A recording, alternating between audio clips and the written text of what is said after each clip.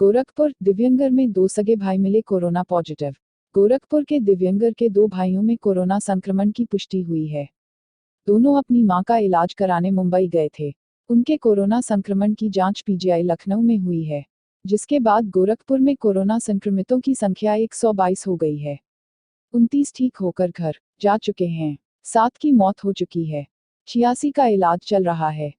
CMO doctor Shrikant Tiwari के अनुसार दिव्य नगर निवासी दोनों युवक सगे भाई हैं, जिनकी उम्र क्रमशः 35 व 38 वर्ष है। 10 मार्च को वे अपनी मां का इलाज कराने मुंबई गए थे। वहां से 18 मई को गोरखपुर लौटे।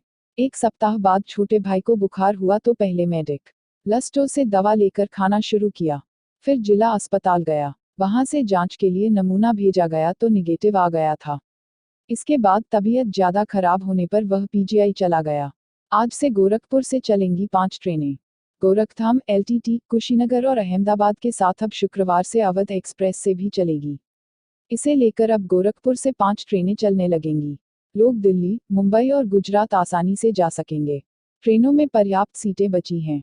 गोरखपुर से चलने वाली ट्रेनों में सबसे ज्यादा भीड़ एलटीटी स्पेशल और गोरखधाम एक्सप्रेस में ही है। दोनों ही ट्रेनों में रोजाना 500 से 700 यात्री सवार हो रहे हैं, जबकि अन्य ट्रेनों में यहां से जाने वालों की संख्या कम ही है। अवध एक्सप्रेस को लेकर रेल प्रशासन ने तैयारियां कर ली हैं। रैक को धुलाई के बाद उसकी मेंटेनेंस भी करा दी गई है। यह ट्रेन प्लेटफॉर्म 2 से दोपहर 1:30 बजे रवाना होगी। लंबे समय बाद पर फूड स्टॉल पर चहल पहल दिखी। रेलवे स्टेशन के प्रवेश द्वार 2, 3 व 4 शेड लगाकर लॉक कर दिए गए हैं। यात्रियों को प्रवेश करने के लिए थोड़ी सी जगह छोड़ी गई है। हर गेट पर आरपीएफ की ड्यूटी लगाई गई है। गेट से प्लेटफॉर्म तक भी कई जगह यात्रियों से दूर से ही पूछताछ की जा रही है। पेट्रोल डीजल हो सकता है महंगा। महाराष्ट्र, जम्मू कश्मीर, हिमाचल और मिजोरम के बाद अब कोरोना से उत्पन्न आर्थिक संकट से खाली खजाने को भरने के लिए गुजरात सरकार भी पेट्रोल डीजल पर वैट बढ़ाने का विचार कर रही है। गुजरात के उप मुख्यमंत्री नितिन पटेल ने कहा कि राज्य सरकार लॉकडाउन के कारण राजस्व में हुए नुकसान की भरपाई के लिए पेट्रोल और डीजल जैसे ईंधनों पर मूल्य वर्धित कर वैट बढ़ाने पर विचार कर रही है। हालांकि शुक्रवार को भी देश में पेट्रोल डीजल के दाम स्थिर रहे। दिल्ली में पेट्रोल का रेट 71.26 रुपये और डीजल का रेट भी 69.39 रुपये प्रति लीटर पर स्थिर है।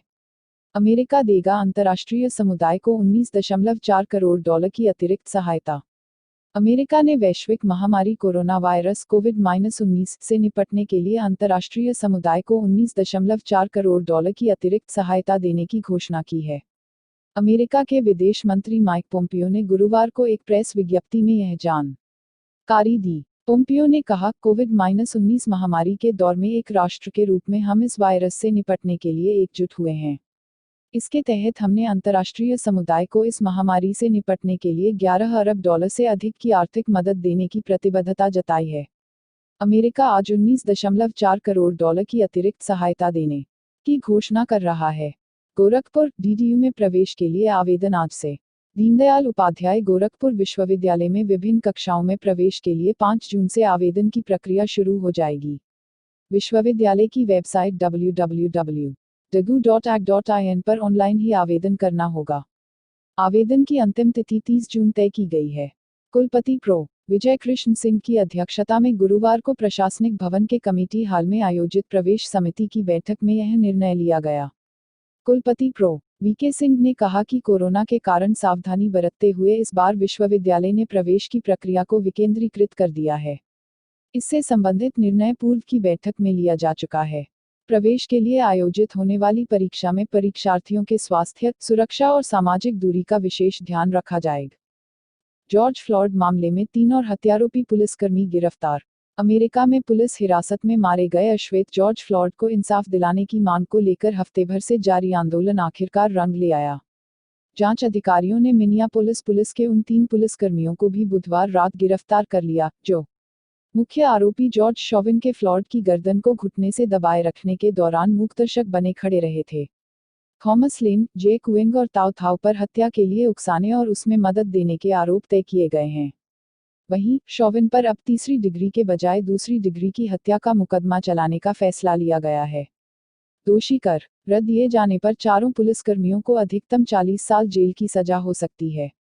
देश की सबसे बड़ी कंपनी बनी रिलायंस इंडस्ट्री, 10 लाख करोड़ की मार्केट कैप।